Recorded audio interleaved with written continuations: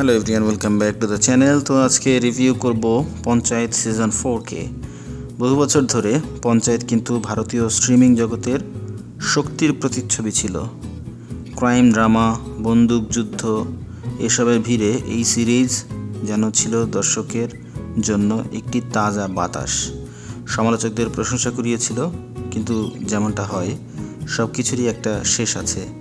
আর দুঃখজনকভাবে পঞ্চায়েতের সেই সুনাম যেন শো শেষ হওয়ার আগেই ফিকে হয়ে যাচ্ছে।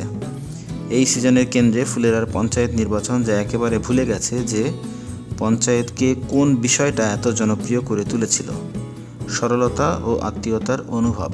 পঞ্চায়েত সিজন 4-এ শেষ পর্যন্ত ফর্মুলা বেসড একটি গল্প আমরা দেখতে পেলাম, যেখানে মানুষের আবেগের সরলতার জায়গা নিয়েছে রাজনীতির জটিলতা।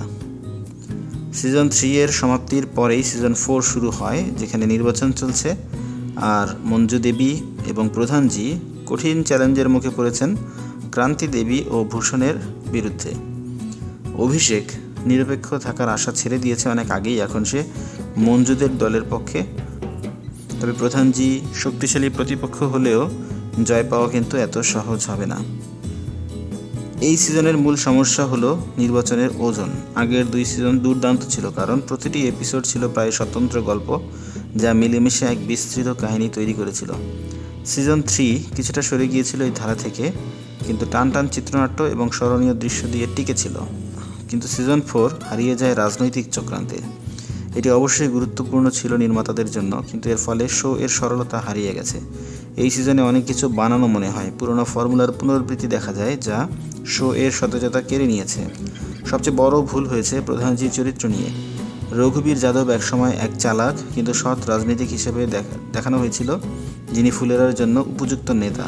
কিন্তু এবার তাকে সাধারণ রাজনীতিবিদদের মতো দেখানো হয়েছে, যিনি কেবল ভোট জিততে চান।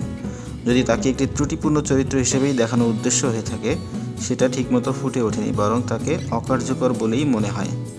ভূষণ ও ক্রান্তিকেও মানবিক রূপ দেওয়ার সুযোগ ছিল, কিন্তু সেটাও হারিয়ে গেছে। তাদের খলনায়ক বানানো হয়েছে 90-এর দশকের ভিলেনদের মতো, ভয়ঙ্কর ব্যাকগ্রাউন্ড মিউজিক সহ। তবে বিনোদের আর্ক শোটিকে কিছুটা উদ্ধার করে। সিজন 2-এ যেমন প্রহ্লাদকে সামনে আনা হয়েছিল, ঠিক তেমনি এবার বিনোদকে কেন্দ্রে রাখা হয়েছে। অশোক পাঠকের হৃদয়স্পর্শী অভিনয় উল্লেখযোগ্য। আবারও সাপোর্টিং কাস্টই শোয়ের মূল ভরসা। অশোক পাঠক, দুর্গেশ কুমার, চন্দন রায়, সুনিতা রাজওয়ার ও রঘুদেব যাদব অসাধারণ অভিনয় করেছেন। প্রধানজির চরিত্র যেভাবে লেখা হয়েছে তা সত্ত্বেও রঘুবীর একটি দৃশ্য দিয়েই দর্শকের মন কেড়ে নিয়েছেন। নীনা গুপ্তা ও জিতেন্দ্র কুমার দক্ষ অভিনেতা, তবে এবার তাদের চরিত্র কিছুটা নিষ্প্রভ, যেন ঘটনা প্রবাহ তাদের ছাপিয়ে গেছে। এটা তাদের দোষ নয়, বরং স্ক্রিপ্টের সীমাবদ্ধতা।